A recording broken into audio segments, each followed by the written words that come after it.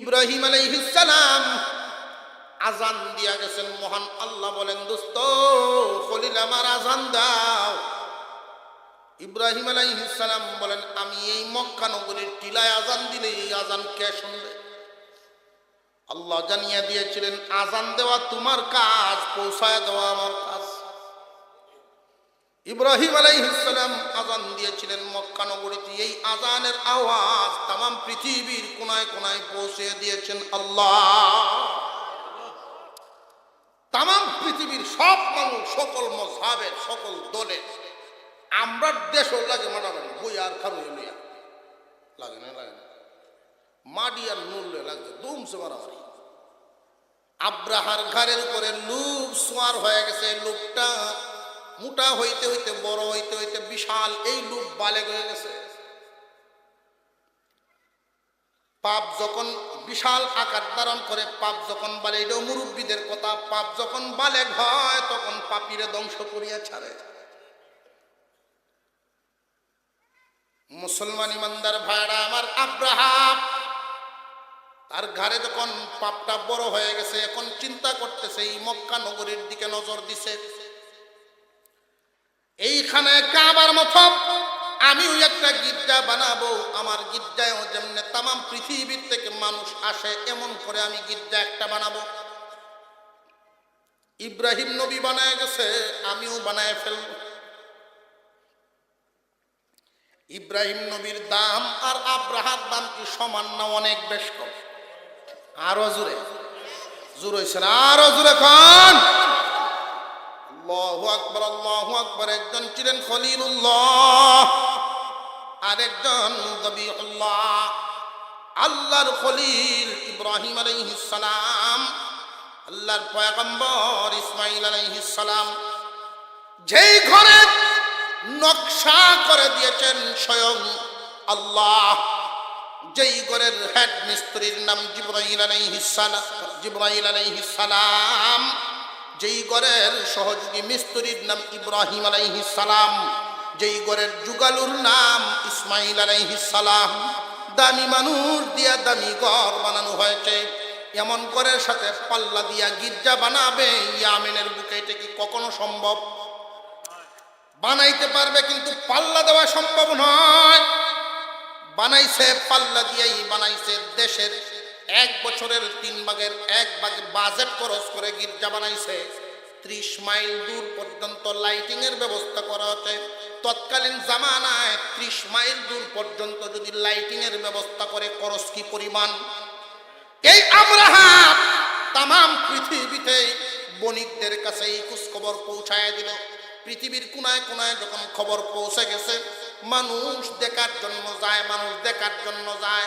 খুব ভালো করে বুঝবেন, একটা জায়গায় একজন মানুষ দেখার জন্য যদি যায়, তাহলে জীবনে বারবার যাবে না, একবারই যাবে। আরো জোরে কর। আপনাদের এই সুনামগঞ্জের কিছু ঐতিহ্যবাহী জায়গা আছে দেখার মতো, দৃষ্টিনন্দন জায়গা, যেমন শিমুল বাগান। যায়নি না? যায় না? পাশে আছে কত সুন্দর বাঁশ বাগান। এই শিমুল বাগান, বাঁশ বাগান যদি কেউ একবার দেখে, দ্বিতীয়বার দেখার কোনো প্রয়োজন আছে নাকি? একবার দেখলে আর দ্বিতীয়বার দেখতে চাইবে না। নীলাদ্রি, ওইখানে গেলে আল্লাহর কত কুদরত, সুন্দর পাথরের পাহাড় মহান মৌলাই করিম দাঁড় করায় রাখছেন, যেটা কোনো মানুষের হাতে ধার করানো সম্ভব না। আলহামদুলিল্লাহি নাহমাদুহু ওয়া নাস্তাঈনুহু ওয়া নাস্তাগফিরুহু ওয়া নু'মিনু বিহি ওয়া নাতাওয়াক্কালু আলাইহি ওয়া নাউযু বিল্লাহি মিন শুরুরি আনফুসিনা ওয়া মিন সাইয়্যিআতি আ'মালিনা। মান ইয়াহদিহিল্লাহু ফালা মুদিল্লা লাহু ওয়া মান فلا هادي له ونشهد أن لا إله إلا الله وحده لا شريك له ونشهد أن سيدنا سيدنا وسندنا وحبيبنا وحبيب ربنا ومولانا محمدا عبده ورسوله الذي أرسل إلى الناس كافة بشيرا ونذيرا وداعيا إلى الله بإذنه وسراجا منيرا أما بعد فأعوذ بالله من الشيطان الرجيم بسم الله الرحمن الرحيم ألم تر كيف فعل ربك بأصحاب الفيل ألم يجعل كيدهم في تضليل وأرسل عليهم طيرا أبابيل ترميهم بحجارة من سجيل فجعلهم كعصف مأكول صدق الله العظيم وقال رسول الله صلى الله عليه وسلم تموتون كما تحيون وتحشرون كما تموتون وصدق رسوله النبي الكريم ونحن على ذلك من الشاهدين والشاكرين والحمد لله رب العالمين اللهم صل على محمد وعلى آل محمد كما صليت على إبراهيم وعلى آل إبراهيم إنك حميد مجيد اللهم بارك على محمد وعلى آل محمد كما باركت على إبراهيم وعلى آل إبراهيم إنك حميد مجيد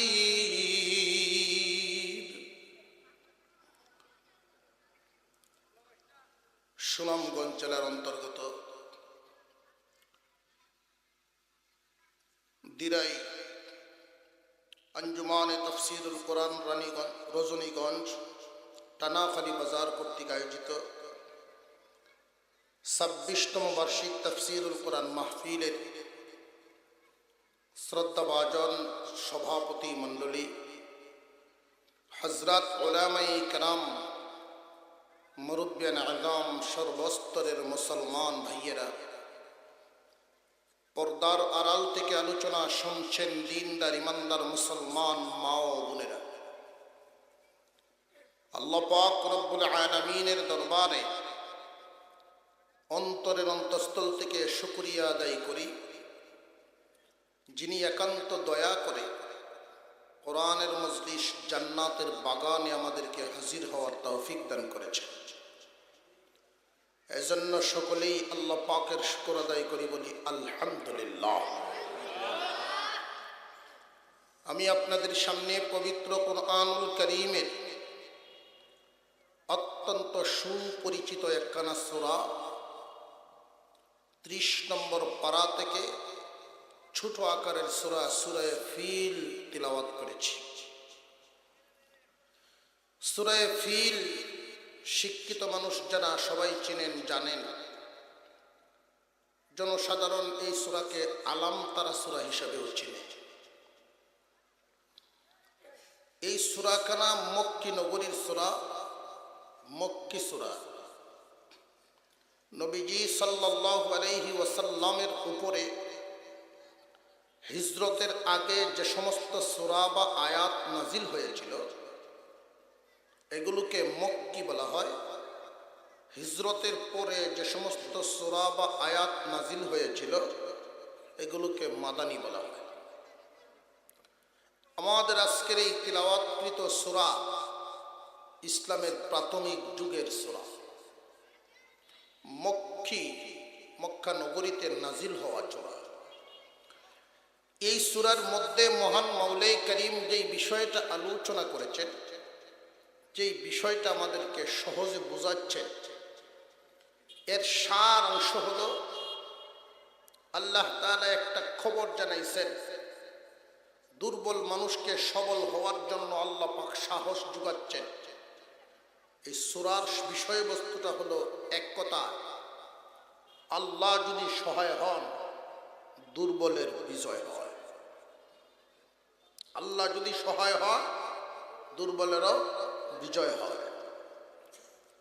ইসলামের প্রথম যুগে নবীজি সাল্লাল্লাহু আলাইহি ওয়াসাল্লাম কালিমার দাওয়াত দেওয়া শুরু করলেন। কিছু সংখ্যক মানুষ গরিব গুরাবা ইসলাম গ্রহণ করতেছে, কেউ লুকায় আছেন, কেউ প্রকাশ হয়েছেন। যারা প্রকাশ হয়েছেন তাদের উপরে নির্যাতনের রুলার চলছে। এমত অবস্থায় নবীজি সাল্লাল্লাহু আলাইহি ওয়াসাল্লাম চিন্তিত হয়ে গেলেন, মানসিকভাবে একটু দুর্বল হয়ে গেলেন। কেন? নিজের উপরে যে না উনি চিন্তা করতে লাগলেন, যারা ইসলাম গ্রহণ করেছে তাদের উপরে যেই পরিমাণ নির্যাতন শুরু হয়েছে, এই নির্যাতন দেখে, নির্যাতন সহ্য করতে করতে এক সময় কি আমার এই মানুষগুলো দিন থেকে সরে যায় কিনা, আর যারা নির্যাতনের এই চিত্রগুলো দেখতেছে নতুন করে ঈমানও কি মানুষ আনে কিনা। নির্যাতন দেখলে তো মানুষ ভয়ভীতি পায়া হয়তো পিছিয়ে যাবে, এইরকম একটা চিন্তা করতে লাগলেন। আর মক্কা নগরীর পরিচালক যারা, সরকার যারা, ক্ষমতাধর ব্যক্তি যারা, সব ইসলামের বিরুদ্ধে অবস্থান নিয়েছে। এই পরিস্থিতিগুলো চিন্তা ভাবনা করে আপনার আমার নবী মানসিকভাবে চিন্তিত হয়ে গেলেন। এই মানসিক চিন্তা দূর করার জন্য, আপনার আমার নবীকে সাহস জোগানোর জন্য আল্লাহ পাক ইসলামের প্রথম যুগেই এই সূরাখানা নাজিল করেছিলেন।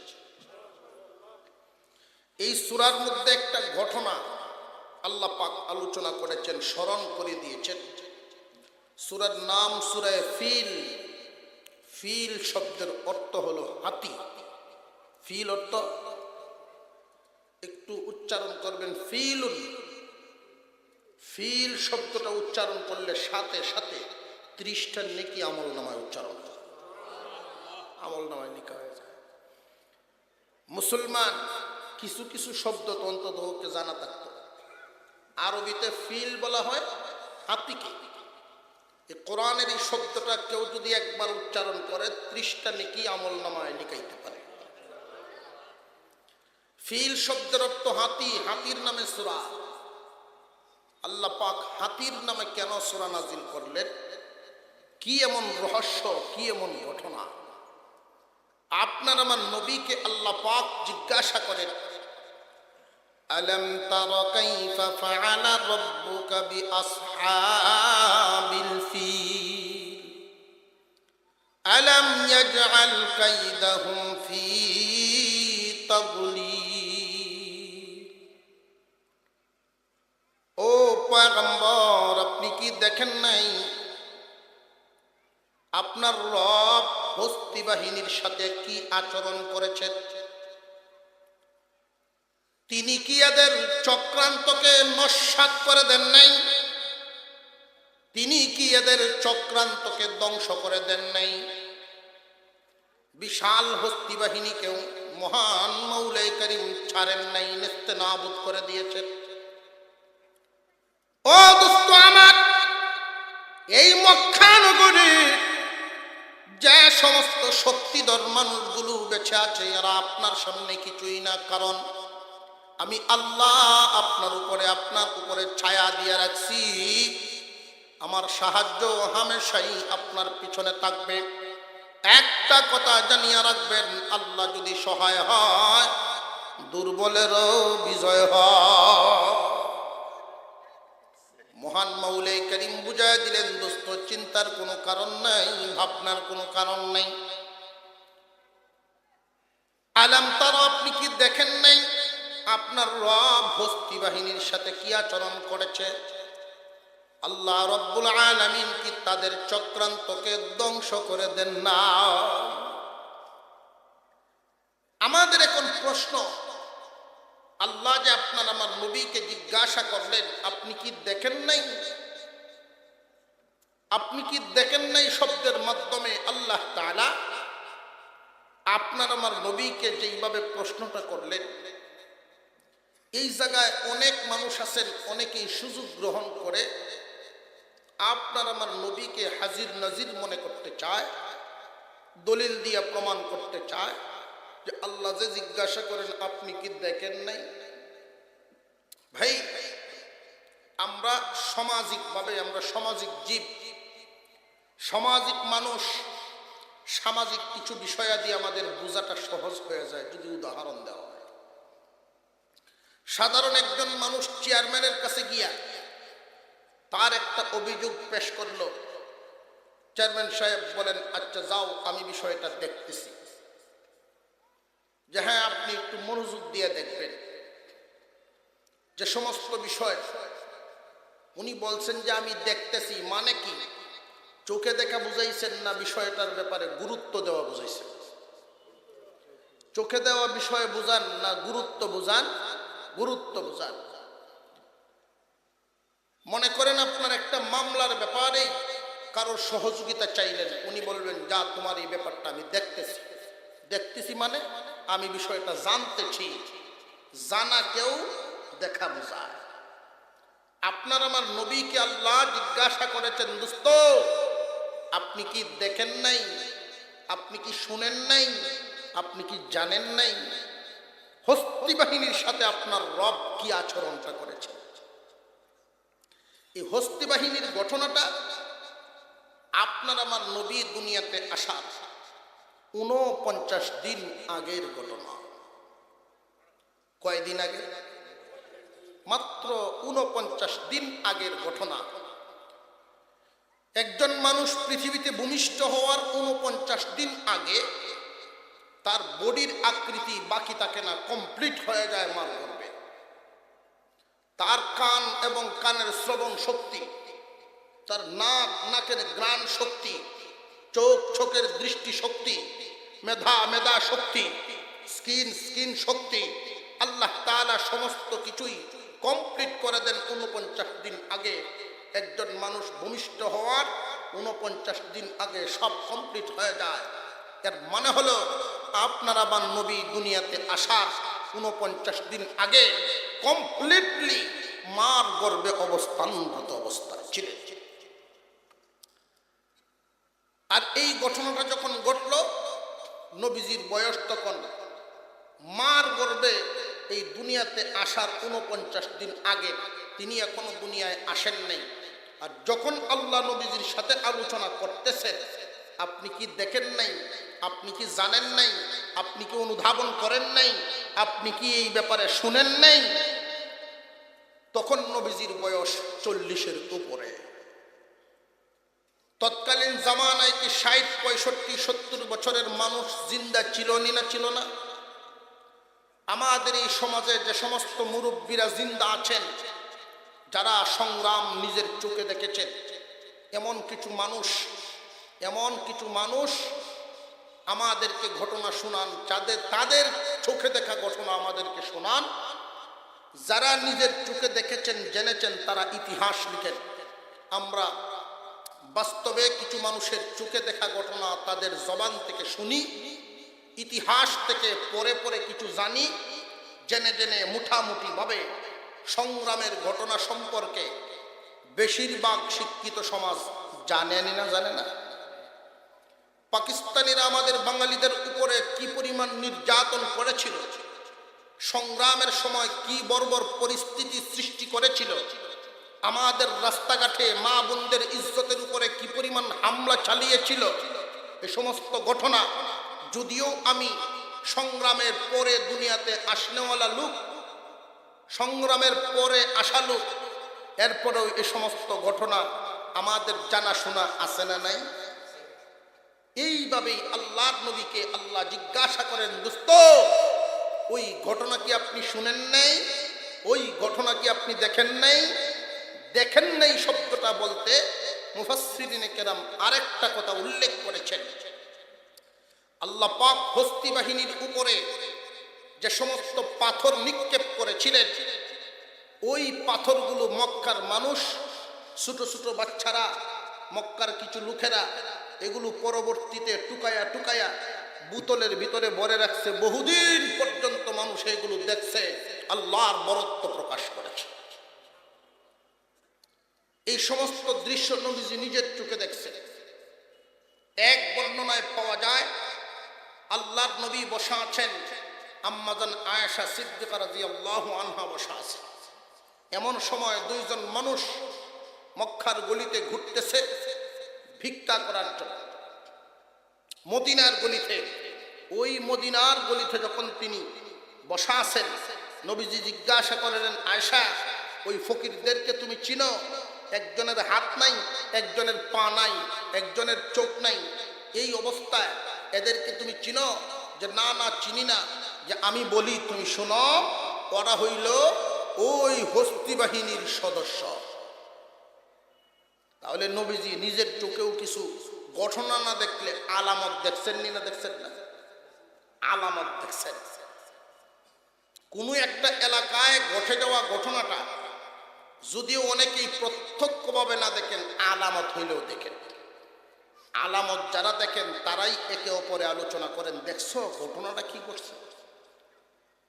আল্লাহ পাক এইরকম এক ভঙ্গিতে আপনার আমার নবীকে জিজ্ঞাসা করলেন, আলম তারা কাইফা ফাআলা রাব্বুকা বিআসহাবিল ফিল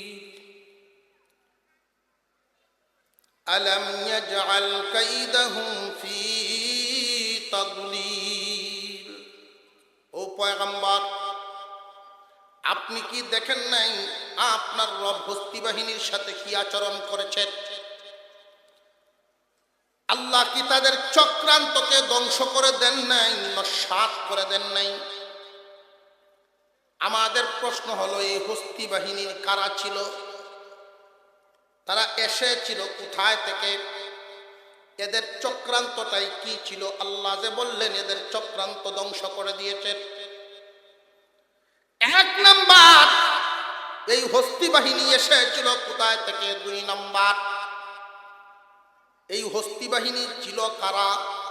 তিন নাম্বার, হস্তি বাহিনীর উদ্দেশ্যটা কি ছিল? আল্লাহ পাক রব্বুল আলামিন এই পৃথিবীর জমিনে সমস্ত সৃষ্ট যত বাড়িঘর আমরা দেখতে পারি, সমস্ত বাড়িঘর বানানোর আগে মহান আল্লাহ বানাইছেন খানায়ে কাবা। ইন্না আউওয়ালা বাইতিন বুদিআ লিন-নাস। খানায়ে কাবার ঘর, আল্লাহর ঘরটা হলো সর্বপ্রথম ঘর। এই ঘর বানাইছেন এমন এক বরকতপূর্ণ ঘর, এটা সাধারণ কোনো মানুষের হাতে বানানো নয়।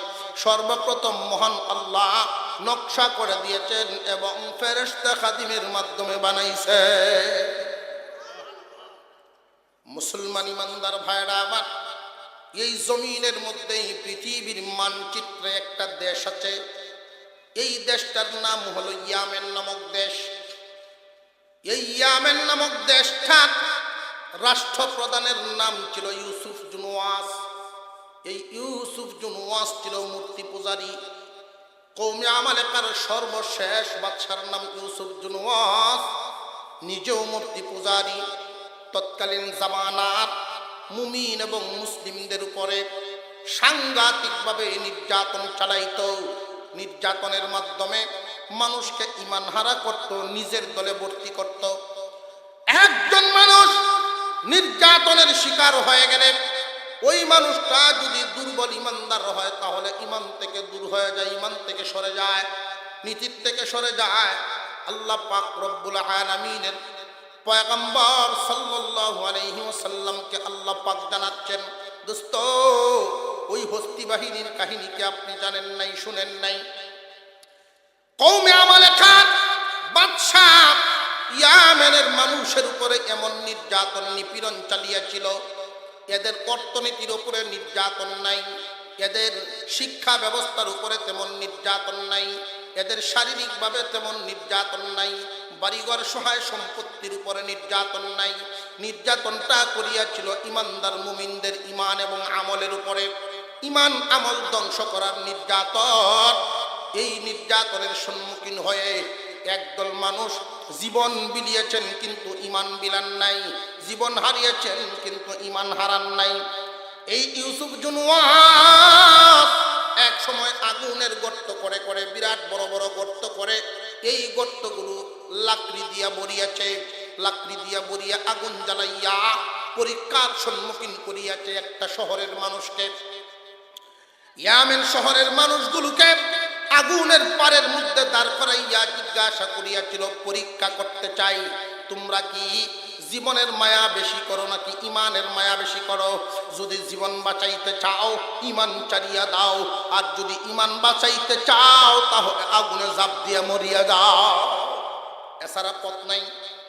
এত বড় জালিম ইউসুফ জুনওয়াস, এই জালিমের সম্মুখীন হয়ে ঈমানদারেরা, তৎকালীন জামানার ঈমানদারেরা ঈমানের পরীক্ষাটা এমন ভাবে দিয়েছিলেন, তারা জানাইতেন যে বাদশাহ তুমি জানো না একজন ঈমানদারের গুরুত্ব, তুমি জানো না। একজন ঈমানদার কিন্তু মরতে জানে, মরতে ভালোবাসে, কারণ ঈমানদারেরা বুঝে ঈমান নিয়ে মরতে পারলে মহান মৌলাই কারীম এই দুনিয়া নয় এরকম 10টা দুনিয়ার মালিক বানায়া দিবেন একটা জান্নাত। মুসলমান ঈমানদার ভাইয়ারা আমার, আল্লাহ পাক রব্বুল আলামিনের কিছু বান্দা আগুনের সামনে দাঁড়ায় দাঁড়ায় বলতেছিল, রে বাদশাহ জীবন গেলে জীবন আবার পাওয়া যাবে, কিন্তু ঈমান গেলে ঈমান পাওয়া যাবে না। সুতরাং তুমি জীবন নিতে পারো, ঈমান নিতে পারবা না।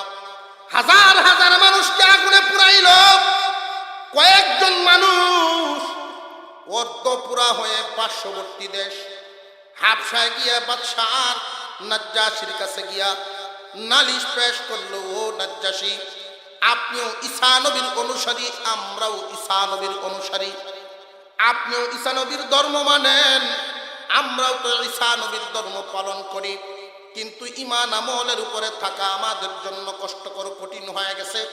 ঈমানদার এবং মুসলিমদের উপরে নির্যাতন নিপীড়ন চলতেছে। ঈমানদার মুসলিম হওয়ার কারণে অনেক শহরের অনেক মানুষকে আগুনে পোড়ায়া পোড়ায়া মারতেছে। বিচার দেওয়ার জন্য আসলাম, যদি আপনি নজর না দেন, ওই দেশবাসীর উপরে যদি নজর না দেন, তাহলে ইউসুফ জুনওয়াসের কারণে যারা এখনো ঈমানদার আছে এরাও ঈমান রাখতে পারবে না। বাদশাহ নাজ্জাশী সেনাবাহিনীদেরকে জমায়েত করল। সেনাবাহিনীকে জমায়েত করার পরে দুইজন আর্মি মেজর, একজনের নাম আরবাদ, আরেকজনের নাম ছিল আব্রাহা। একজনের নাম আরবাদ, আরেকজনের নাম আব্রাহা। দুইজনেই আর্মির মেজর। দুইজনের আন্ডারে অনেক শক্তিশালী একটা সৈন্য দল। তাদের দুইজনের পরিচালনার মাধ্যমে ওই ইয়ামেনের উদ্দেশ্যে বাদশাহ নাজ্জাশী হাবশার বাদশাহ পাঠায় দিলেন, যাও ওই দেশের ঈমানদার মুমিনদের পাশে দাঁড়াও এবং কৌশলগতভাবে যুদ্ধ করো, ইউসুফ জুনওয়াসের বিচার করে আসো। দুজনকে পাঠায় দেওয়া হলো। তারা সুকৌশল অবলম্বন করে ঠিক মতো যুদ্ধ পরিচালনা করার কারণে ইউসুফ জুনওয়াসের বাহিনী তাদের সাথে মোকাবেলা করতে পারে নাই, পরাস্ত হয়েছে। কিছু সংখ্যক মানুষ আত্মসমর্পণ করেছে, কেউ নিহত হয়েছে। আর এই জালিম বাদশা ইউসুফ জুনওয়াস পাহাড় থেকে লাফ দিয়া আত্মহত্যা করে দুনিয়ার থেকে বিদায় হয়ে গেছে। নতুন দেশ স্বাধীন হলো, বাদশার কাছে চিঠি লিখলো, আমরা দুইজন মেজর, আপনি আমাদেরকে পরামর্শ দিন, এই ইয়ামেন নতুনভাবে সরকার গঠন করব, কি আঙ্গিকে আমরা সরকার গঠন করব, নীতিমালা কি হবে, এই সরকার প্রধান কে হবে, আপনি বলিয়া দেন। চিঠির উত্তরে বাদশাহ নাজ্জাশী লিখেছিলেন, তোমরা দুজন মেজর, যোগ্যতায় দুজন সমান, বাহাদুরিতেও দুজন সমান, সুতরাং তোমরা দুইজন একে অপরের সাথে পরামর্শ করে তোমাদের আশেপাশের কিছু মহব্বতের মানুষ ডাক দিয়া একটা বোর্ড গঠন করে তোমরা একজন সিদ্ধান্ত নিয়ে নাও, আরেকজন তার অধীন হয়ে যাও, আমাকে এর মধ্যে জড়াইও না। ভাই, কিছু কিছু বিষয়াদি আছে, অনেক সময় বড়রা মুছে তেল দিয়া ছোটদের তামাশা দেখতে পছন্দ করে।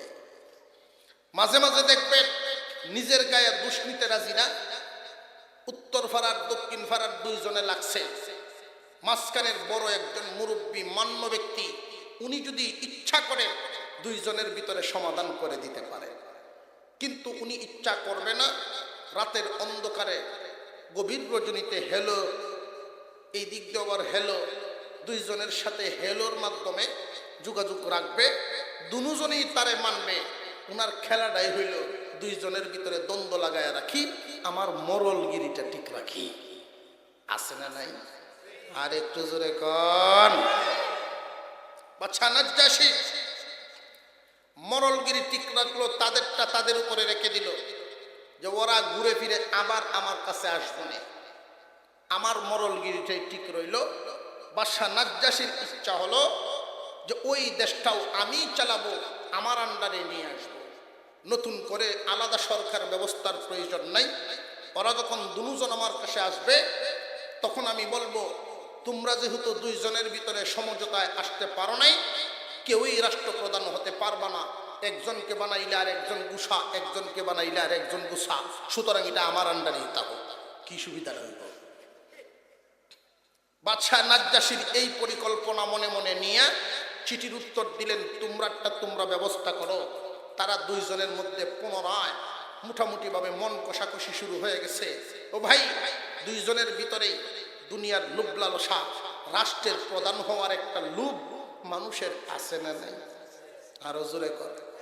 আমরা তো মানুষ, মানুষের তো লোভ থাকতেই পারে, তবে জানিয়া রাখবেন, লোভ এমন এক মারাত্মক রোগ, লোভ এমন এক মারাত্মক রোগ যার উপরে নাজিল হইছে তারে ধ্বংস করিয়া ছাড়ছে। লোভ যার উপরে পতিত হয়, আমাদের এলাকার এক মুরব্বী, মূর্খ মানুষ ছিলেন, মাতব্বর ছিলেন এলাকার, উনি প্রায় সময় কথাটা বলতেন, লোভের সাথে আকলে মারে না। ছোটবেলার থেকে শুনে আসছে ওনার এই কথা, লোভের সাথে আকলে মারে না। এখন বুঝে আইছে তার এই কথার অর্থ। একজন মানুষ যদি লোভী হয়, যত বড় শিক্ষিত হোক, লোভের পিছনে ছুটলে পা পিছলিবে।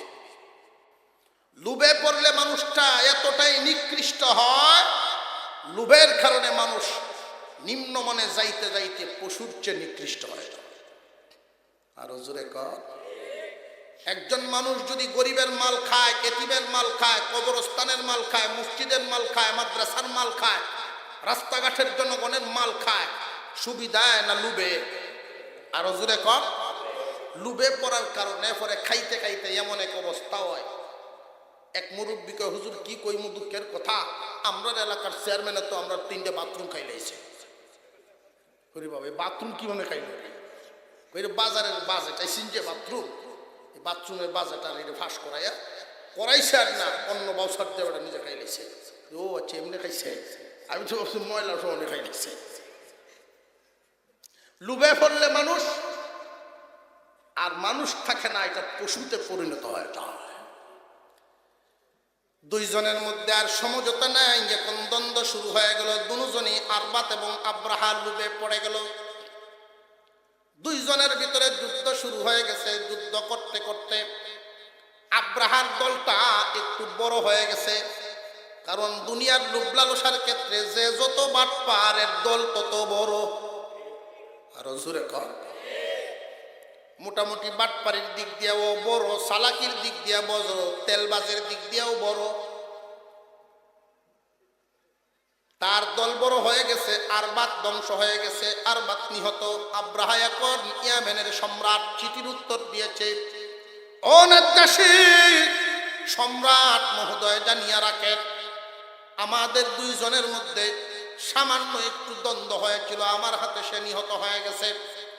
আপনি আমাকে যা আদর করেন এটা আমি বুঝতে পারছি, তারে অনেক বুঝাইছি, সে মানে নাই, অবশেষে সে মরছে। এখন এই দেশের প্রধান আমি হইলাম, আমার জন্য আপনি আশীর্বাদের নজর রাখবেন।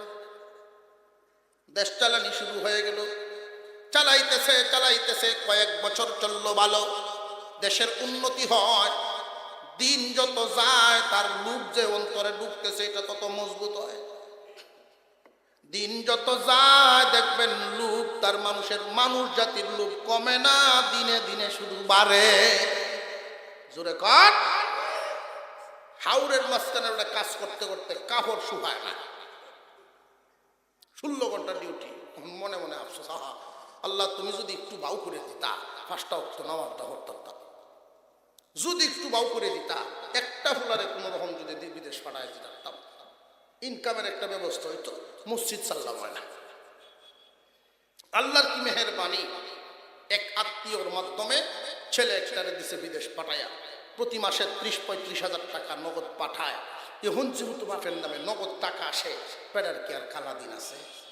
এখন লাল দিন শুরু হয়েছে, এখন তো আর আউরও থাকে না, কখন থাকে খালি বাজারও। কিতা কইছি, কই থাকবো কইছি, কইছিল মসজিদও থাকবো, অহন্তি মসজিদও থাকে না, বাজারও থাকে। বাজারের মসজিদ আছে না, মসজিদও ঢুকে না, এ কামড় শুরু হয়েছে। অন্যরকম চল নামাজও যাই না, যা দিই এন নেতারা বসে এনে কে বই থাকি। তো এরার সাথে মোটামুটি মিল মহব্বত শুরু হয়েছে, সাফান চলে, ওটা দুমছে। কিছুদিন পরে আরেক ছেলে যাওয়ার বা হয়েছে, আগের ছেলের বেতন বাড়ছে, আগের ছেলের বেতন বাড়ছে, নতুন আরেক ছেলে গেছে। এখন তার লুবের পরিমাণটা কি আগের মতো না আরো মোটামুটি উন্নত? অবস্থা তো মোটামুটি বালা। কিছুদিন পরেই দেখা যায় ঈদ মুবারকের শুভেচ্ছার হুস্টার টানাই আছে। লক্ষণ আছে না নাই? ঈদ মুবারকের শুভেচ্ছা জানাইয়া মানুষকে এইটাই বুঝাইতেছে, আগামীতে আল্লাহ যদি বাঁচায়, আল্লাহ যদি আগামীতে বাঁচায়, নিয়ত একটা করছি মেম্বার ওই জমকে ইলেকশন ওরা কারো হয়েছি, ওইও গেছি গে মেম্বার। মানুষের মনে মনে যা দেখি লোকটা সারাটা জিন্দিগি আউরো কাটাইছে, এখন যেহেতু দিন ঘুরতেছে দিছে মেম্বারি। মেম্বারি করে দেখা যায় না, এন আছে দান্দা, আছে কিছু দান্দাবাজির মধ্যে কিছু ঢুকিয়া মাইমাত বুড়ি কিছু এই সমস্ত লোক দুনিয়ার বোঝা যখন তার উপরে ঢুকছে, এখন মেম্বারিতে সন্তুষ্ট না, এখন চিন্তা হইল না জনগণ যে খুশি চেয়ারম্যানিরেও করণ যায়। আস্তে আস্তে কি লোভ তার কমে না বাড়ে? লোভ এমন একটা বস্তুর নাম, মানুষকে ধ্বংস করিয়া ছাড়ে। এই আমরা লোভে পড়িয়া গেছে, চিন্তা ভাবনা করে সে কিভাবে কিভাবে সারা বিশ্বের কাছে পরিচিতি লাভ করতে পারে। তৎকালীন জামানা সোশ্যাল মিডিয়ার যুগ ছিল না, ডিজিটাল দেশ দুনিয়া ছিল না। তৎকালীন জামানায় এক দেশের মানুষ আরেক দেশে যদি তার নামটাও পৌঁছাতে হতো অনেক সময় লাগতো। আব্রাহার মাথায় চিন্তা আসলো, একটা জায়গায় আছে, এক জায়গায় সব মানুষের চিনে, পৃথিবীর সব মানুষ এক জায়গায় যা। এই জায়গাটা কোথায়? মক্কা নগরী, খানায় কাবার মোহাব্বত। ইব্রাহিম আলাইহিস সালাম আজান দিয়া গেছেন, মহান আল্লাহ বলেন, দোস্ত খলিল আমার আজান দাও। ইব্রাহিম আলাইহিস সালাম বলেন, আমি এই মক্কা নগরীর টিলায় আজান দিলে এই আজান কে শুনবে? আল্লাহ জানিয়ে দিয়েছিলেন, আজান দেওয়া তোমার কাজ, পৌঁছায় দেওয়া আমার কাজ। ইব্রাহিম আলাইহিস সালাম আজান দিয়েছিলেন মক্কা নগরীতে, এই আজানের আওয়াজ তাম পৃথিবীর কোনায় কোনায় পৌঁছে দিয়েছেন আল্লাহ। তাম পৃথিবীর সব মানুষ, সকল মযহাবের, সকল দলের, আমরা দেশও লাগে মারামারি, বই আর খারু লইয়া লাগে না, লাগে না, মাডি আর নুল লাগে, দুমছে মারামারি, দল্লিন জল্লিন আছে না। এমন মাইল লাগছে মগরিবের পরে মারামারি দুমসে শুরু হয়ে গেছি দুই ফাটটির মধ্যে। ইমাম সাহেব মর্যাদা আমরা কুড়াত গেলাম, আমরা তো মাইল লাগছে একটারে ধরছে, কোন দলের তুই কবে আমার মাফ করে দেবো, আমি নমাজই করি না, আমার দল আমার দল। যদি মক্কা নগরীতে যায় ওরা কি দূরে থাকবে না সব এক জায়গায়? কাবা আমাদের সকলের একটাই মক্কা নগরীর আল্লাহর ঘর, চারো মাযহাবের মানুষ একটা। আমরা বাংলাদেশের মানুষ দেখবেন আমাদের অভ্যাস হইল যত ফোরে যাওয়ান যায় হজে, কোন জোয়ান যুবক মানুষ ধনী ব্যবসায়ী তারে যদি বলা হয় ভাই সাহেব আপনার তো হজ ফরজ হয়ে গেছে, আপনি হজে যান, হ্যাঁ ওহনি সময় হচ্ছে আমার হজে যাওয়ার, এখনই কি সময় হয়ে গেছে? বুঝা যায় বালেগি হইছে না, মাত্র 4 লাখ বাপ হইছে, এখনই যাওয়ার টাইম হচ্ছে না। টাইম হইব কোন সময়? যখন ব্যবসা করতে পারে না, কাস্টমারে 500 টিকা দিলে 700 ঘুরাইয়া দেয়, হাওড়ে ক্ষেতের আইলে দিয়ে হাঁটতে পারে না, পড়ে যায়, এই সময় গৃহস্থিবাদ দেয়। একবার হুজুর দেখছি দুনিয়াদারি কিচ্ছু না, ধরুন যে এখন ছেড়ে দিচ্ছে, সব ছেড়ে দিচ্ছে, কিস্তা নাই দুনিয়া, ব্যবসা ছেড়ে দিছে।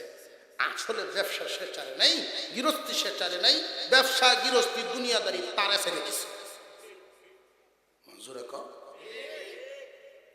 এমন মানুষটি যায় আমি কার হয়েছি আল্লাহ আমার সাথে একজন মক্কানগরীতে যারা মানুষ হজ করতেছেন বিভিন্ন মাযহাবের, চারো মাযহাবের লোক আছে না নাই? আল্লাহু আকবার কইয়া কেউ হাত বাঁধে নাভির নিচে, কেউ নাভির উপরে, কেউ বুকের উপরে, আবার কেউ হাত ছাড়িয়ে দেয়। তাকবীর তাহরিমা বলিয়া হাত ছাড়াও জায়েজ আছে না নাই? জায়েজ, সাইরোটা জায়েজ। বাঙালি বলে এটা তো বুঝছে না, তো মুফতি সাহেব পয়সা আছে, সাইর বিদেশ থেকে পয়সা পাঠায়, পয়সাটা মাসলাম এই জিন্দিগি রয়েছে দপ্তর। তখন দেখে তকবীরে তাহরিমা বান্ধে হাত চাইতে দিছে। এবারে হইল আফ্রিকান নিগ্রু, বুঝতেই পারেন বেড়ান নিগ্রু জাতের, হাত চাইতে দিছে। বাঙালি বেড়াই করে কি আটটা একটু করে তুলা দেয়, হাত বান্ধায় দিতে হয়, আর মনে মনে যাই গিয়ে মক্কা শরীফ আইলেই না কিছু জানো না, আটটা বান্ধ কইতাছে। কালা মানুষ ক্ষেপে গেল মুশকিল, হাত তুললে দেয় হাত চারে। আমি যে পাশে দাঁড়াইছি এমনি যদিও কাবলামুখী হয়ে দাঁড়িয়েছে, চোখের একটা ছায়া সোজায় নামাজ আমি নিয়োগ বানছি, মনে মনে একটা আওলা লাগাইতেছে রে,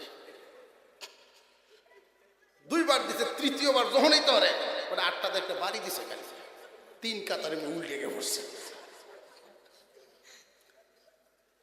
বাঙালি তো বাংলায় গান শুরু করলো, এবারে তারই তো বুঝে না। আমার যে নিয়োগ বানছিল নিয়োগ চালিয়েছি, আমার দেশের মানুষ আর আওলা লাগাই অন্য মানুষের নামাজ নষ্ট করবো, এবারে নামাজ ঠিক আছে, আপনি এদিক দেন আমার দেন, এবারে নামাজ ঠিক আছে, কোথাও হাত বান্ধানা ঠিক আছে কিবা, এইটাও একটা জায়েজ আছে। তোমরা মুন্সি বেড়ান হোক তো হোক কান্দে দেও, দেয়া ফেস লাগাই যাও, ওহনার বেড়ার কোনো দোষ নাই, এই দোষ আমরা দেখছি কথা কই না যে আপনি নামাজ পড়ে লাগবে, সব দোষ আমরা। বাজারের সামনে যাইতে যাইতেছে ইমাম সাহেব মুয়াজ্জিন কারইছে, এরকম একটা বাজার আউরের মাঝখানে নতুন বাজার জমছে, গেলে সুড্ডা হইতে বহুত ভয়। মুয়াজ্জিন সাহেব বলতেছে ইমাম সাহেব আপনি যে কারো হইতেছেন, আপনি তো সূরা কেরাত নিয়ে থাকবেন ব্যস্ত, আমারে যদি কোনো সুড্ডা হইতে কুলো হয়ে জায়গায় বিশ্বে আপনি দেখতেন না। আর 8 জন লোক যদি ভাবা যায় তো জমাট অন্তত একটু পুরো হইল 3 জন, দেখি একটু অপেক্ষা করি, দেখা যায় যে মসজিদের সভাপতি সাহেবের ছেলে যাইতেছে, মসজিদ যিনি করছে সভাপতি সাহেবের ছেলে, নাম বিপ্লব, কি সুন্নতি নাম, বিপ্লব সাহেব এদিকে আসে, বেড়া আইসে গুতায়া, মাতার 60 বাঘের খাবলা আছে না নেই, নামাজটা পড়েন আমরা না, নামাজ পড়তাম না, কাপড় সবর ভেজাল আছে। ইমাম সব বলতেছেন যে দেখেন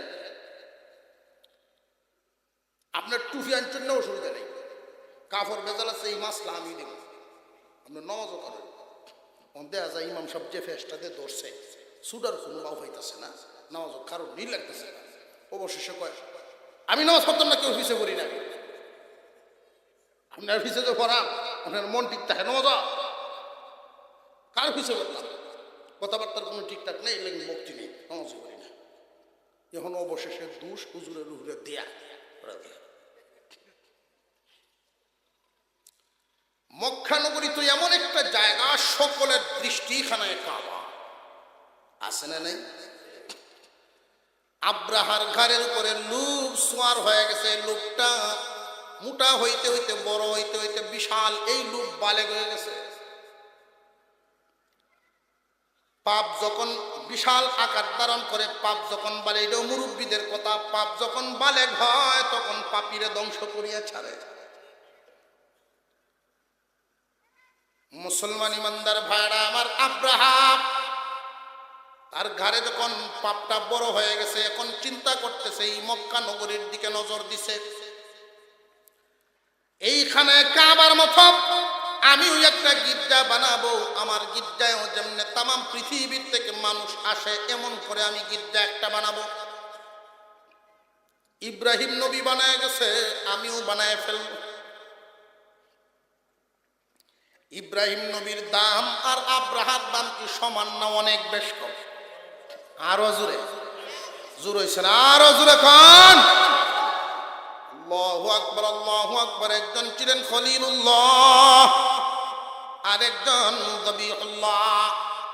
আল্লাহর খলিল ইব্রাহিম আলাইহিস সালাম, আল্লাহর পয়গম্বর ইসমাঈল আলাইহিস সালাম, যেই ঘরে নকশা করে দিয়েছেন স্বয়ং আল্লাহ, যেই ঘরের হেড মিস্ত্রির নাম জিবরাইল আলাইহিস সালাম, যেই ঘরের সহযোগী মিস্ত্রির নাম ইব্রাহিম আলাইহিস সালাম, যেই ঘরের যুগালুর নাম ইসমাঈল আলাইহিস সালাম। দামি মানুষ দিয়া দামি ঘর বানানো হয়েছে, এমন ঘরের সাথে পাল্লা দিয়া গির্জা বানাবে ইয়ামেনের বুকে, এটা কি কখনো সম্ভব? বানাইতে পারবে কিন্তু পাল্লা দেওয়া সম্ভব নয়। বানাইছে পাল্লা দিয়েই বানাইছে। দেশের 1 বছরের 3 ভাগের 1 ভাগ বাজেট খরচ করে গির্জা বানাইছে। 30 মাইল দূর পর্যন্ত লাইটিং এর ব্যবস্থা করা হচ্ছে। তৎকালীন জামানায় 30 মাইল দূর পর্যন্ত যদি লাইটিং এর ব্যবস্থা করে, খরচ কি পরিমাণ! এই আব্রাহাম তামাম পৃথিবীতে বণিকদের কাছে এই খোঁজখবর পৌঁছায় দিল। পৃথিবীর কোনায় কোনায় যখন খবর পৌঁছে গেছে, মানুষ দেখার জন্য যায়, মানুষ দেখার জন্য যায়। খুব ভালো করে বুঝবেন, একটা জায়গায় একজন মানুষ দেখার জন্য যদি যায়, তাহলে জীবনে বারবার যাবে না, একবারই যাবে। আরো জোরে কর। আপনাদের এই সুনামগঞ্জের কিছু ঐতিহ্যবাহী জায়গা আছে দেখার মতো, দৃষ্টিনন্দন জায়গা, যেমন শিমুল বাগান। যায়নি না, যায় না? পাশে আছে কত সুন্দর বাঁশ বাগান। এই শিমুল বাগান, বাঁশ বাগান যদি কেউ একবার দেখে, দ্বিতীয়বার দেখার কোনো প্রয়োজন আছে নাকি? একবার দেখলে আর দ্বিতীয়বার দেখতে চাইবে না। নীলাদ্রি, ওইখানে গেলে আল্লাহর কত কুদরত, সুন্দর পাথরের পাহাড় মহান মৌলাই করিম দাঁড় করায় রাখছেন, যেটা কোনো মানুষের হাতে ধার করানো সম্ভব না। কিন্তু একবার দেখলে দ্বিতীয়বার কেউ যাইব? ঘুমাইতে শুনতে যায়। এই গির্জা যখন উদ্বোধন করবে, তখন পৃথিবীর সব কোণা থেকে মানুষ দেখার জন্য যায়। আব্রাহাম মনে মনে কয়, কাম বানাই নিছি। কিন্তু আশ্চর্যের ব্যাপার হলো, পরের বছর কেউ নাই। এখন তো তার মাথার ব্যথা শুরু হয়ে গেল। কি পরিমাণ পয়সা খরচ করে আমি গির্জা বানাইলাম, এখন দিয়ে আমার কাস্টমার নাই, পুরাটাই লসে আছি। আব্রাহা কয়, জীবনে যা করলাম কোনটাই আমার জীবনের ইতিহাসে কোনো লস শব্দ বলতে নাই। এই কৌশল, এমন একটা কৌশল আবিষ্কার করব, যেই কৌশলের মাধ্যমে পৃথিবী ব্যাপী আমার নাম ছড়ায় পড়বে। এই নামটা শুনলেই একটা আতঙ্ক তৈরি হবে মানুষের কাছে। সে চিন্তা ভাবনা করলো, কাবাঘর আমি ভেঙে ফেলবো প্রতিশোধ নেওয়ার জন্য। প্রতিশোধ হিসাবে আমি কাবাঘর যে ভাঙবো, একটা ইস্যু তো তৈরি করা দরকার। এই ইস্যু তৈরি করার জন্য চক্রান্ত করিয়া রাতের অন্ধকারে কে বা কারা গির্জার ভিতরে পেশাব পায়খানা করে নাপাক বানায় রাখছে। রাতের বেলা এই দৃশ্য হইছে, সকাল বেলায় ঘোষণা দিল মক্কা নগরীর মানুষ আমার গির্জার ভিতরে আইসা পেশাব পায়খানা করে গেছে। এই যে কথাটা বলল, মক্কার মানুষ ইয়ামেনে গিয়া পেশাব করতে গেছে, মাঝখানে আর কোনো জায়গা বোধহয় আছে না। পেশাবে ধরছে মক্কায় গিয়ে পেশাব করছে ইয়ামেনে, এটা কি সম্ভব? চক্রান্ত একটা সাজানো একটা বিষয়কে একটা ইস্যু তৈরি করা হলো এদের কাজ। যুগে যুগে দেখবেন, যুগে যুগে কিছু মানুষ পাওয়া যায় আব্রাহা বাহিনী, কিছু মানুষ এখনো জিন্দা আছে। কিভাবে একটা নাটক সাজানো যায়, ইস্যু তৈরি করা যায়, মানুষের চোখ এই দিকে ফিরানো যায়, নিজের দুষ্ট অন্যের উপরে চাপায় দেওয়া যায়, এমন ভাবে ইস্যু তৈরি করা যুগে যুগে আছে না না? আব্রাহা ইস্যু একখান তৈরি করে ফেলছে। বিস্তারিত লম্বা করা যাবে না, আমি সংক্ষিপ্ত ভাবে বলি, মূল কাহিনীটা আপনাদের সামনে তুলে ধরার চেষ্টা করি। আব্রাহাতুল আশরাম, এই আব্রাহা ঘোষণা করে দিল যেই মক্কা নগরীর মানুষ, যেই কাবা প্রেমিক মানুষেরা আমার গির্জাকে অপমান করেছে, আমিও একটা ইচ্ছা পোষণ করেছি, আমিও কাবা ঘর জমিনের উপরে রাখবো না, কাবা ঘরকে ভেঙে দেব। একটা চিঠি লিখছে। এই চিঠিটা বাদশাহ নাজ্জাশীর কাছে যখন চিঠিটা লিখছে, এই উদ্দেশ্যটা বলল। উদ্দেশ্যটা কি? মহান মাওলাই করিম যে উল্লেখ করলেন, আলাম ইয়াজআল কাইদাহুম ফি তাদলিল। আল্লাহ কি তাদের চক্রান্তকে নস্যাৎ করে দেন নাই? তাদের চক্রান্তকে ধ্বংস করে দেন নাই? কাইদুন মানে চক্রান্ত, এমন একটা চক্রান্ত যেটা কারোর অগোচরে করা হয়, গোপনে গোপনে করা হয়। সে যে কাবাগর ভাঙবে, এটা কি কথাটা গোপন ছিল না প্রকাশ করে দিছে? তাহলে কাইদুন আল্লাহ পাক রব্বুল আলামিন কোন কাজটাকে উল্লেখ করে বললেন? মুফাসসিরিনে কেরাম এখানে একটা কথা উল্লেখ করেছেন। আব্রাহা যেই চিঠিটা লিখেছিল নাজ্জাশীর কাছে, নাজ্জাশী আমার একটা উদ্দেশ্য আছে, উদ্দেশ্যটা হলো, মূল কথা মূল উদ্দেশ্য কাবাগর ভাঙ্গা নয়, এর চাইতে আরো বড় উদ্দেশ্য করে ফেলছে তার নজরে। সে তার নজরে মনে করতেছে কাবাগর ভাঙ্গাটা আমার কাছে কোনো ব্যাপার নয়। আমি যদি কাবাগর ভাঙতে পারি তাহলে আমার বিরাট একটা স্বার্থ হবে। কি স্বার্থ? কি স্বার্থ? স্বার্থটা হলো তামাম পৃথিবী ব্যাপী যখন আমার নামটা ছড়ায় পড়বে, আল্লাহর ঘর ভেঙে ফেলছে, এত বড় দুঃসাহস কার? যে আব্রাহা ইয়ামেনের সম্রাট, তখন তামাম পৃথিবীতে আমার নামের একটা আতঙ্ক তৈরি হবে। আরব, দক্ষিণ আরবে যত রাস্তাঘাটে বাণিজ্যিক চলাফেরা করে বাণিজ্যিক কাফেলা, আমার জন্য একটা খাজনার ব্যবস্থা থাকবে। আমি খাজনা এদের কাছ থেকে আদায় করব, ট্যাক্স আদায় করব।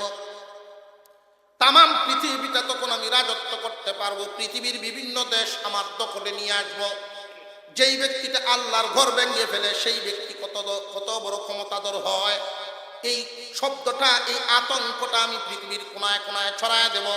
ও নাজ্জাশী, আপনি যদি আমার সাথে একমত হন তাহলে পরামর্শ দিন, আমি কি করব আপনি বলেন। নাজ্জাশী উত্তর দিয়েছিল, তুমি করো, অসুবিধা নাই। তুমি যদি সম্রাট হও, আমি তো তোমার চাইতে আরো বড় সম্রাট হই। তুমি যদি সম্রাট হও, আমি তো তোমার চাইতে আরো বড় সম্রাট হইব। নাজ্জাশীর আন্দাজ নাই যে এটা দুনিয়ার খেলা। মানুষ যখন লুবে পড়ে, লুবের কারণে বস্ত্রেও মারে। লুবের কারণে বসেরেও মারে। এমন নিকৃষ্ট কাজ জমিনে আছে না নাই? যে রাজনীতি শিখাইল অবশেষে নিজের অধীনস্থ, নিজের ছাত্র, রাজনৈতিক দিক দিয়ে ছাত্রের হাতে শিক্ষক মরে। যে এই বেড়া যতদিন জিন্দা থাকবো এই চেয়ারে আমি আর বইতে পারবো, আছে না নাই? আব্রাহার তো চিন্তা ভাবনা হলো ভিন্ন। নাজ্জাশী অনুমতি দিয়া দিল এবং বলল, যাও, তোমাকে তো অনুমতি শুধু দেই নাই, আমি বড় বড় 8টা হাতি দিয়া দিলাম।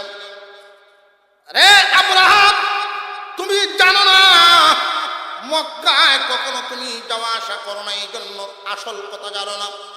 মক্কার ঘরখানায় কাবার যেই ঘর তৎকালীন জামানার সেই ঘরটার ছিল 8টা পিলারের উপরে স্থাপিত। 8 পিলারের উপরে স্থাপিত হওয়ার কারণে মোটা মোটা 8টা হাতি দিয়া দিলাম। এই 8টা হাতির পায়ে এবং গলায় শিকল বেঁধে 8টা পিলারের সাথে বাঁধিয়া এক টান দিবা, এক টানে তোমার মনের আশা পূরণ হয়ে যাবে। বড় একটা হাতি তোমাকে দিয়া দিলাম, যেই হাতির নাম মাহমুদ। মাহমুদ নামক হাতিটা নিয়ে যখন রওনা হয়, আব্রাহা ঘোষণা দিয়া দিয়েছে কাবাগর ভাঙার জন্য রওনা দিবে। তার দেশের মানুষ হাহাকার শুরু করে দিয়েছে। আমাদের এই দেশের ভিতরে একজন সরকার যত বড় ক্ষমতাধরী হোক না কেন, ইসলামের বিরুদ্ধে যদি কোনো কথা বলে বা কোনো রায় দেয়, কোনো আইন পাশ করে, তাহলে বাংলাদেশের ইমানদার মুমিন মুসলমানেরা যদিও অস্ত্র দিয়া প্রতিবাদ করার ক্ষমতা রাখে না, জবান দিয়া প্রতিবাদ জানায় না, জানায় না।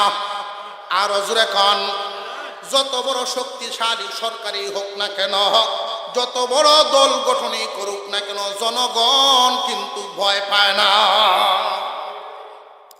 জনগণ আন্দোলন শুরু করে দিয়েছে তার দেশের ভিতরে।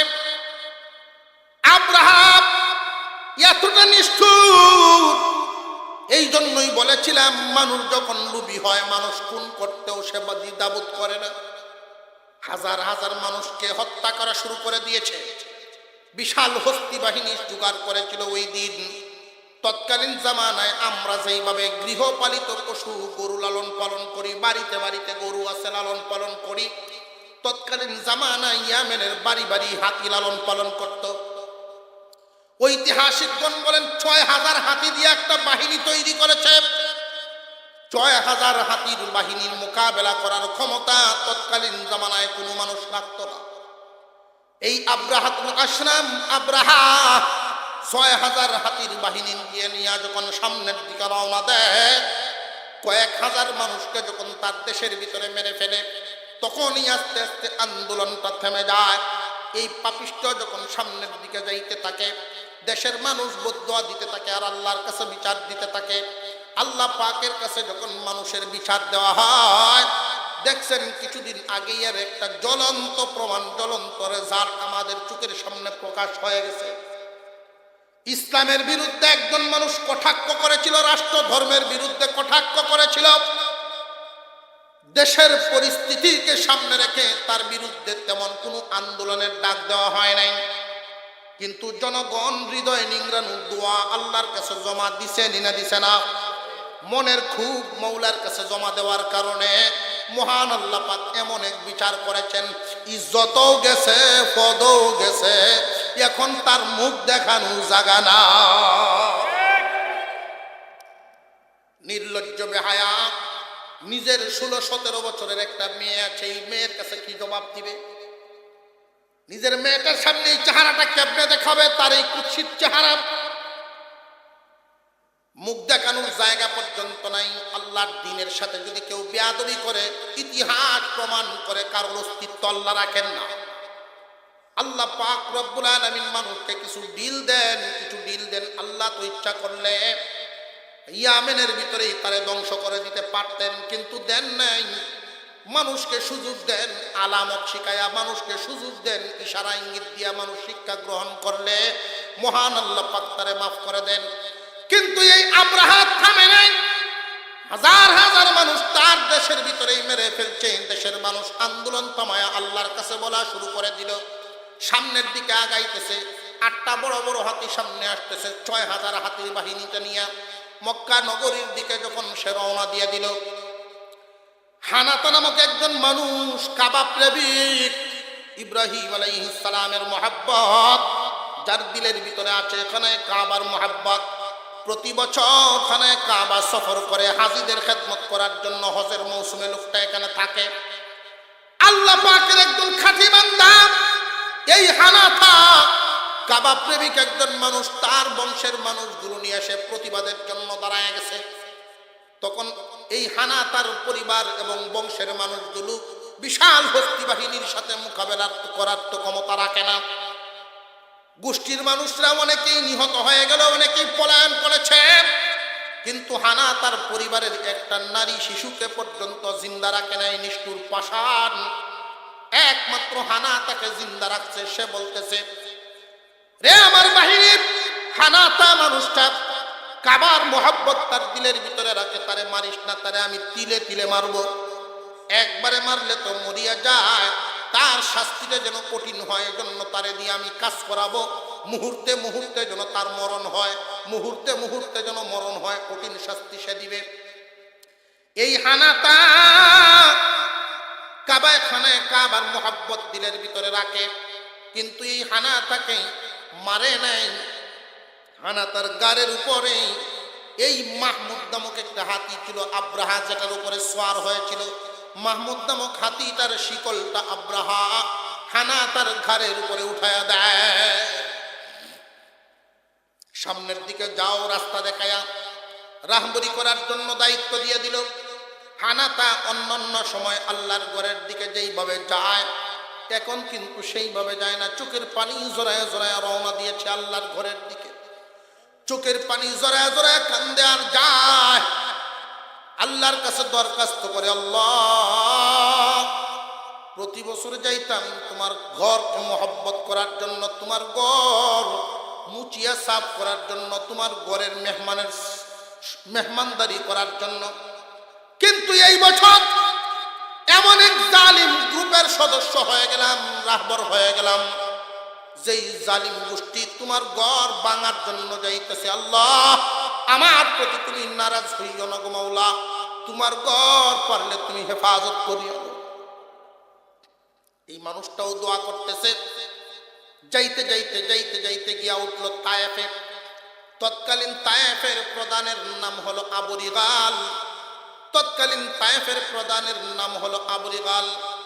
এই আবু রিগাল তায়েফের প্রধান, তায়েফের দায়িত্বশীল, সে মূর্তি পূজারী।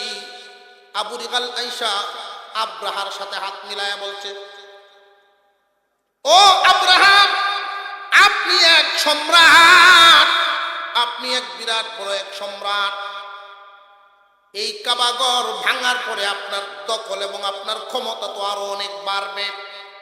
আমি আবু রিগালের প্রতি একটু নজর রাখেন, আমি আপনার সাথে আছি। এইখানে কাবার খুব কাছাকাছি তায়েফ, মক্কা নগরী আর তায়েফের দূরত্ব তেমন বেশি নয়। তায়েফ এলাকার সবজি হয় মক্কার বাজারে বিক্রি হয়। তায়েফ এলাকার সবজিগুলো মক্কার বাজারে যদি বিক্রি হয় তাহলে কি খুব হাজার হাজার মাইল দূরে নাকি? একজন মানুষ ক্ষমতার কারণে পার্শ্ববর্তী বরকতপূর্ণ জায়গা আল্লাহর ঘরের বিরুদ্ধে চলে গেছে, তার ক্ষমতাটা যেন ঠিক থাকে।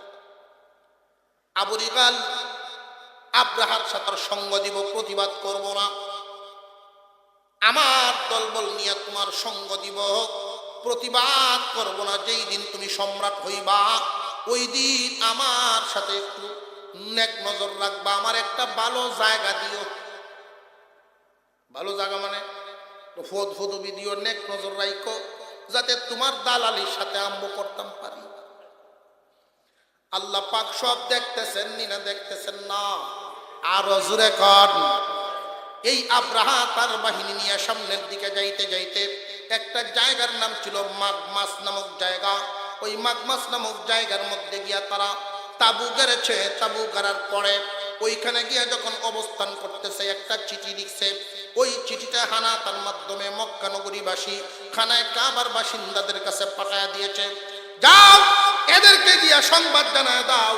এই সংবাদটা তারা পাইয়া যদি ওই মানুষগুলো স্বেচ্ছায় আমাদেরকে কাবাগর ভাঙতে দেয়, তাহলে মনের আশা, স্বেচ্ছায় যদি আমাদেরকে কাবাগর ভাঙতে দেয় তাহলে তার বিরুদ্ধে আর কোনো কিছু করব না, কোনো মানুষকে মারব না, আমি আমার মনের আশা পূরণ করে এখান থেকে ফিরে যাব।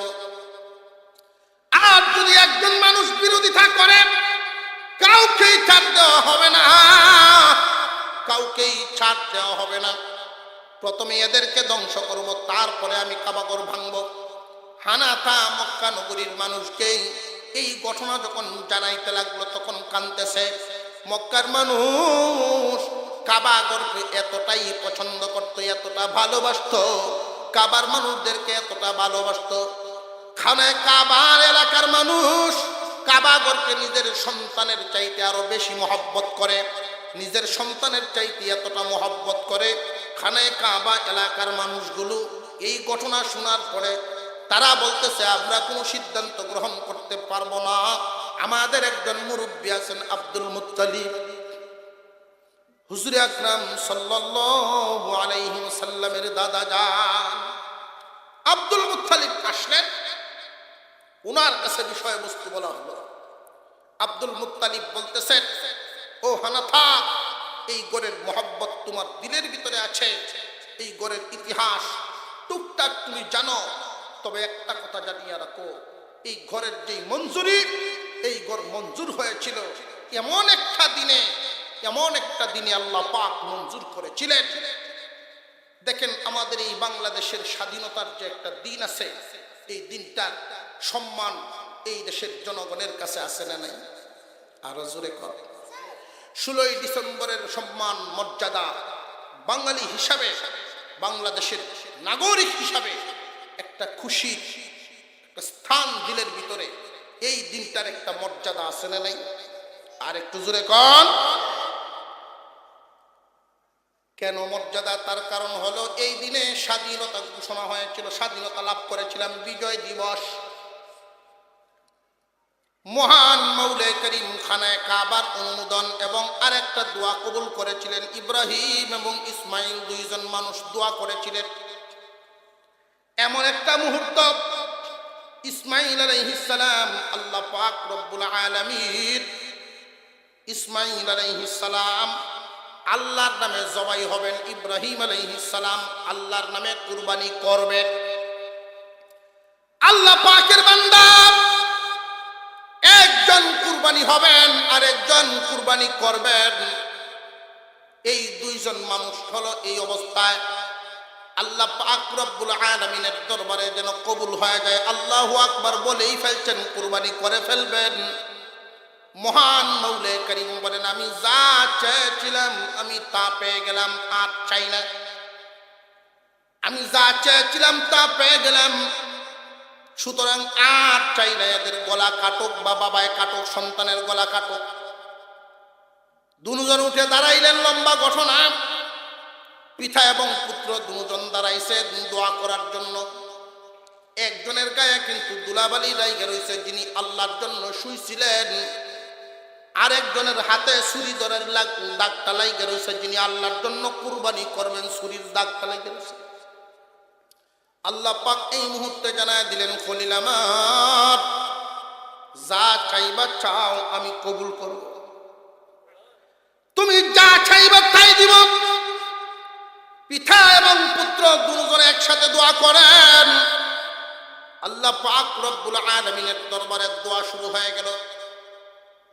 রব্বানা ওয়াবআথ ফীহিম রাসূলাম মিন আনফুসিহিম, রব্বানা ওয়াবআথ ফীহিম রাসূলাম মিন আনফুসিহিম। আল্লাহ, আমার এই সন্তানের বংশধরের মধ্যে তুমি এমন একটা বস্তু দিবা, এমন একজনকে দান করবা যা তোমার কাছে একজনই আছে, দ্বিতীয় আর নেই। তুমি বলছো যা চাইবো তাই দিবা, আমি তাই চাইলাম, যেটা একটাই আছে, মুহাম্মাদুর রাসূলুল্লাহ হাবিবুল্লাহকে তুমি দান করো আমার এই ইসমাইলের বংশধরে। আল্লাহ পাক বলেন, মঞ্জুর, কবুল করে নিলাম।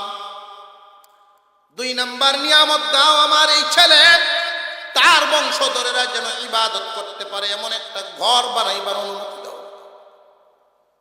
আল্লাহ রাব্বুল আলামিন বলেন, ঘরের ফাউন্ডেশন দেওয়া আছে, জিবরাইল আমিন মাটিটা সরায়া দিবে, ওই ফাউন্ডেশনের উপরেই তুমি ইট গাঁথিয়া লও।